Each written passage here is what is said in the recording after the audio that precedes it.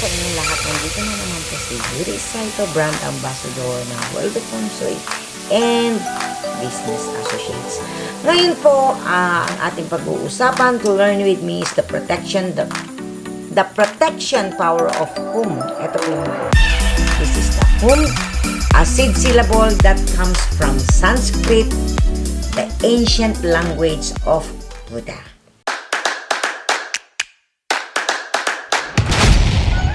So the symbolic nuance of this stunningly beautiful seed syllable is matched only by the hidden secret power that lies within its elegant lines, depicting the sun in full splendor, the new moon in all its crescent glory, and the powerful tickle above, signifying the consciousness of mankind, merging like an invisible cord into the cosmic universe.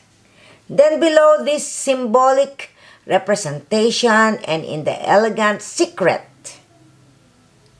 language of the Dakinis are the lines that evoke every kind of protective deity associated with the Buddhas of the 10 directions.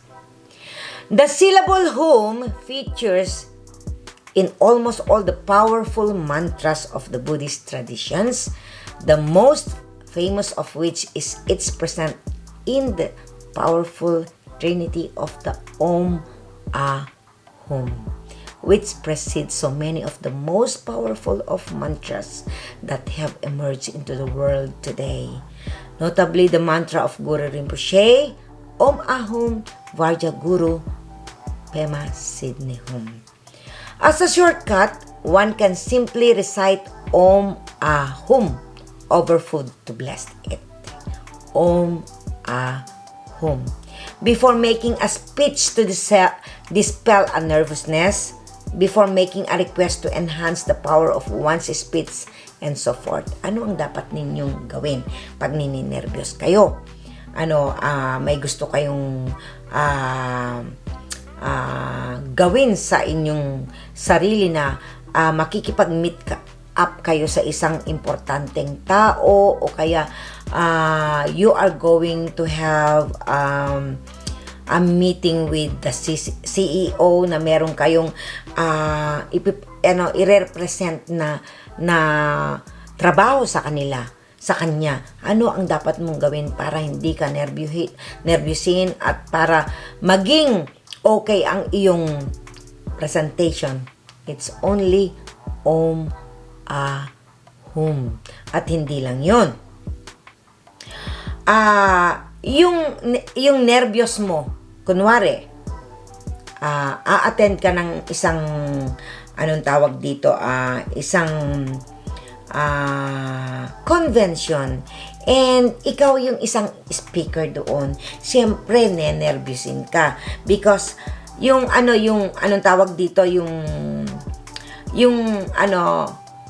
it will help you if you will chant the mantra Om Ah Hum. It will help your speech to dispel all nervousness before making a request to enhance the power of one's speech, and so forth. The syllable Hum is also part of the most famous mantra of all, Om Mani Padme Hum. Kaya, kapag lagi kong chinachant yan, Om Mani Padme Hum, Om Mani Padme Hum, Om Mani Padme Hum, Om Mani Padme Hum, Om Mani Padme Hum, Om Mani Padme Hum, in one malabids is more important. That is 108 times na chant the mantra of Om Mani Padme Hum, Om Mani Padme Hum, Om Mani Padme Hum, Om Mani Padme Hum, Om Mani Padme Hum, Om Mani Padme Hum. Napakaganda pong mantra yan dahil talagang it dissolves everything. Wala kang kakatakutan. Maniwala po kayo dahil iyan po, lagi po ako nagmamantra. It is really very powerful. And this syllable Hum is really very powerful. On its own, made in precious metal or gold, the syllable Hum can emit invisible rays of protective energies. It is powerful by nature of its symbolic lines, which can be drawn in any elegant manner. Sometimes in the way of the ancient Sanskrit masters, or more recently in the beautiful Tibetan script often stylized to resemble the beauty of Chinese calligraphy. As long as the essence of the home is retained, this is powerful syllable. This is a powerful syllable which when worn continuously on the body evokes the most powerful of protective auras to keep you safe from harm. So ako wala po akong kinakatakutan because I know I am protected. When you wear a bejeweled home as a pendant, resting around the vicinity on your heart, and you recite any of the mantras you know that contain the word home, then whenever you are in danger of any kind, simply reciting the home, home, home, home, home, home, yun lang, continuously under your breath will bring relief to your mind and offer the pathways to safety. Now I will give you one of the meaning of this home pendant that I am wearing. This one. The home syllable is like a wishful feeling syllable. It has the power to help you actualize all your dreams, all your personal wishes, and protects you from premature and accidental death. One who wears the seed syllable home is instantly led down a path of pure wisdom, success, and happiness. Anger in one's life will begin to dissolve, and one starts to become more gentle, generous, and compassionate. With these beautiful qualities, you develop a kind nature and emerge a magnetic individual who attracts good fortune and help from many people around you. Made with 18K gold, wear this special syllable touching your skin, close to your heart at all times. Many people are asking me why it is so expensive. Please don't ask about the amount. Hindi po yung amount ang importante po rito. It is the thing that can give you. It is the mantra that can give you na talagang ma-actualize yung gusto mong mangyari sa buhay mo. Kasi marami na po kaming bumili nito and it is really, really very, very effective. Now, to continue my teaching, to learn with me is, there is 10 Feng Shui blunders and common booby traps and how to avoid them. Number 1 is great expectations. Itong mga tinuturo ko sa inyo ay galing lahat sa aking grandmaster na si Lillian too. So, one is great expectations. Very often people expect Feng Shui to work like magic. Di ba? Di ba? Akala ninyo magic ang Feng Shui? No. Usually, they hear about Feng Shui from someone who has had some amazing experience with the practice and they immediately expect the same result can happen for them like someone finding a soulmate within a month of getting their sleeping direction change. Hindi po. Or someone expecting her first baby as soon as a pink crystal lotus is placed in their descendant corner of west. Hindi po. Okay, explain ko kung bakit. Surely, if Feng Shui can land a dream man or cause someone to have a baby after years of failure, Feng Shui must also be able to help them. The problem of setting high expectation is that there will always be the possibility of getting disappointed. Bakit? Hindi po pwedeng yung ginawa nung kaibigan mo ay pareho kayo. Kung hindi mo naman inayos ang bahay mo, kung hindi mo naman inayos ang inyong mga direction, meaningless. Okay? Now, get your Feng Shui done the best way you can and then forget about it. Let the energies rearrange themselves to bring you what you want. The more relaxed you are, the better. Your Feng Shui will work for you.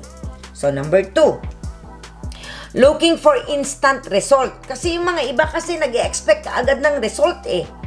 Di ba? Hindi. Worse than high expectations is expecting immediate result. You cannot expect the energy of your home to change immediately. Hindi ka agad-agad magbabago yan. If you do, you can sometimes get disappointed and the more you agonize and wait for results to happen. Diba? The more you will be disappointed. Feng Shui must be done with a nonchalant confidence. It is this non-obsessive expectation that usually gets good results.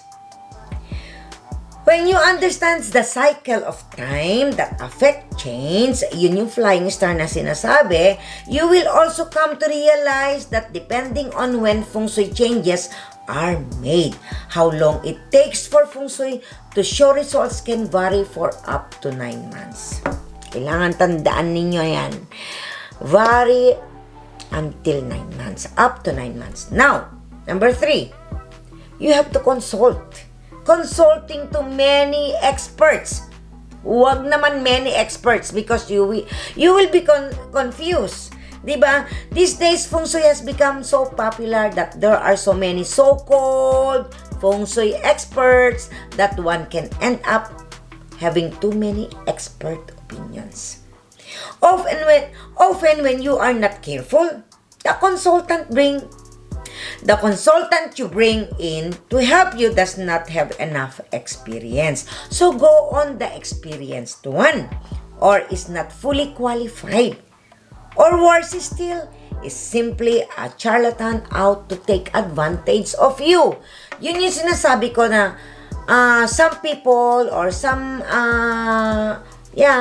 like that, are already taking advantage of people who really want to make their lives better. Pero tignan natin, we need to be smart on buying things, on talking to someone who knows Feng Shui. So,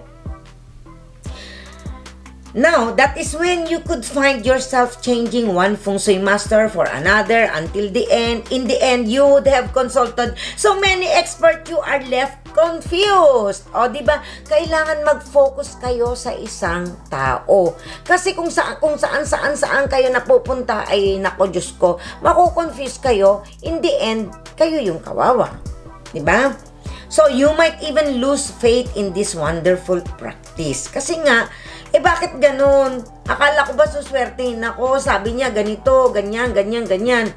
Minalis naman ako, saan ka ba nagpakonsulta? Kung doon ka sa dati, nagpapakonsulta na noon pa, gumanda yung buhay mo, huwag kang umalis doon. Ganun lang yun, di ba? So, yun nga. Sabi nga ni Madam Lilian, you might even lose faith in this wonderful practice, which will surely be a shame. So if you are looking for a Feng Shui expert, look for someone who has good, solid experience, or get a practitioner who comes highly recommended by someone whose judgment you respect. As with any profession, there are genuinely good practitioners and there are fakes. Ading, see, do not consult too many experts. Genuinely good practitioners and there are fakes. Yes. Do not consult too many experts. Get a good book to read so you can know at least some basics. This way, you will be in a better position to judge whether something recommended makes sense or not. Diba? So, you need to be witty. So, number 4, getting sidetracked by amateurs. Oh, yung mga amateurs dyan, just as harmful as having too many experts is when you get sidetracked by well-meaning amateurs whose knowledge of Feng Shui is wholly inadequate. Yung mga nagpa-practice dyan, akala nila okay na sila, porke nakapag-aral, isang beses lang nag-aral, mas marunong pa sila sa may experience. Parang ganun. Incredible as it sounds, I know so many of my friends, sabi ni Madam, who have been sidetracked by the loose remarks of people who really have so little knowledge of Feng Shui. Do not allow such folk to deter you from treating Feng Shui seriously. Kailangan go to the expert and go to the yung talagang well-trained na. So number 5, getting hung up on terminology. Do not get carried away by clever-sounding Chinese terminology. Just because someone throws out clever-sounding phrases that make it seem like they understand this esoteric science does not mean they know the complete formula. So, mag-ingat kayo or know how to apply theoretical Feng Shui. Often, the applications of Feng Shui are as challenging as learning the methods of analysis. Taking directions, determining facing directions, and deciding on which formula to use, for instance, can often be so challenging that mistakes of method and judgment can be made. Sabi ni Madam, I have discovered that those who are too hung up on terminology do not really appreciate the depth of Feng Shui analysis. Their treatment can be superficial in that they overlook other inputs which can sometimes change the equation. So, if you are looking for a Feng Shui expert, look for someone who has If you are looking for a Feng Shui expert, look for someone who has a good solid experience or get a practitioner who comes highly recommended by someone whose judgment you respect.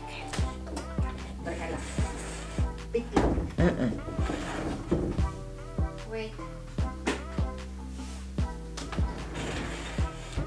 So now, 6.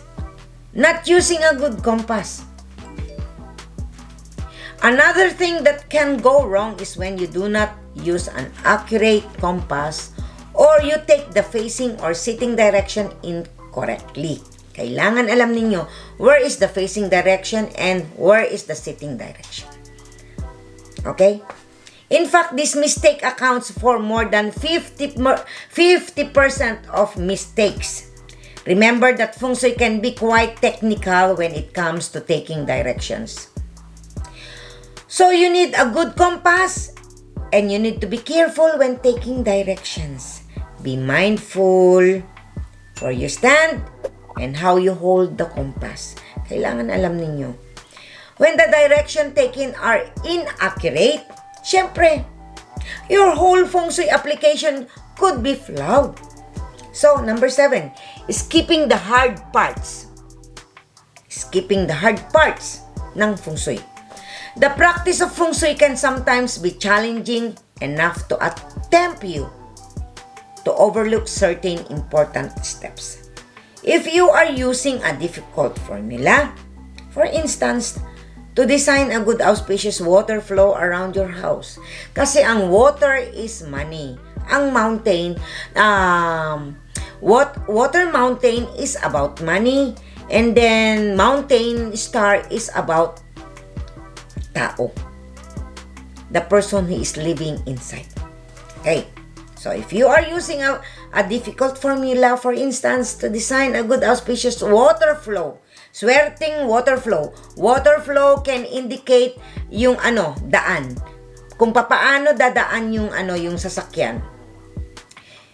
To the left or to the right, or yung stream that is also anong tawag dito, water flow around your house, and you must be fastidious and very careful to include all the important aspect of the formula. You cannot skip the hard parts, as doing so renders the water flow you build invalid. So, it will not work then when the flow does not pass your front door. Kasi hindi nila alam yun eh. So, papaano? Saan ba dumadaan? Kung saan ka ba, saan ka ba nakaharap? Doon or dito? Okay? So, magpapas ngayon yung bahay, yung water flow or yung dadaan na anong tawag dito, sasakyan is nandito. That is already a sign of water flow. So, as doing so renders the water flow you build invalid, and it will not work when the flow does not pass your front door. Kailangan nagpapas ang water flow dyan sa sa front door mo.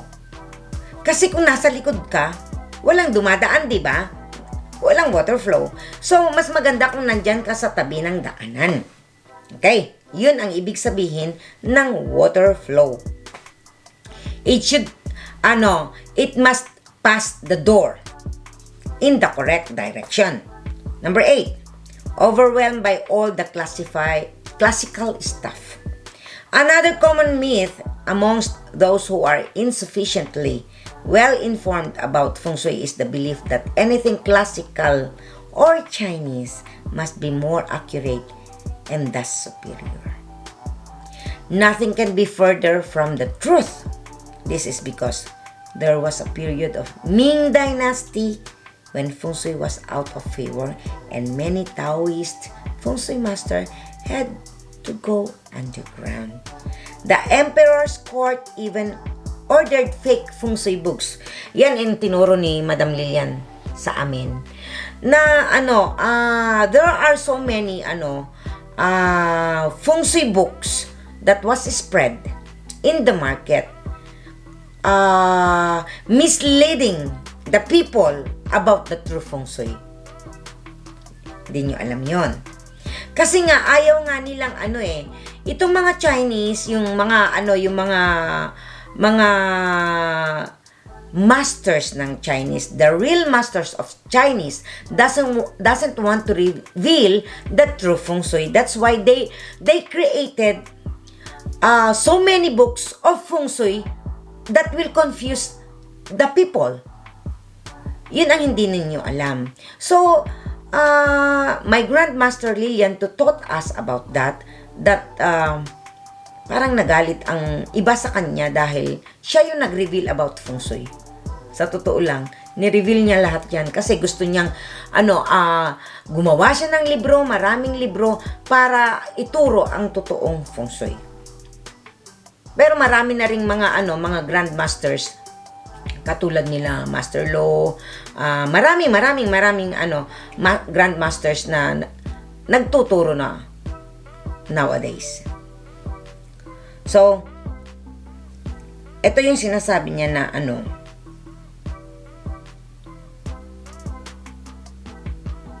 the emperor's court even ordered fake Feng Shui books to be written to full practitioners. Yun yung sinasabi ko kanina.